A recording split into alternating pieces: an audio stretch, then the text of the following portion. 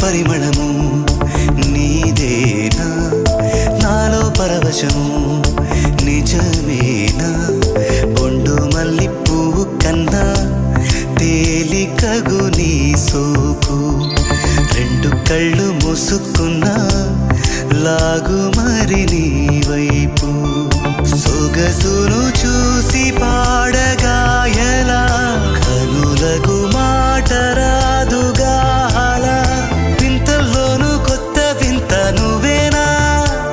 ఆ అందం అంటే అచ్చంగాను నువ్వే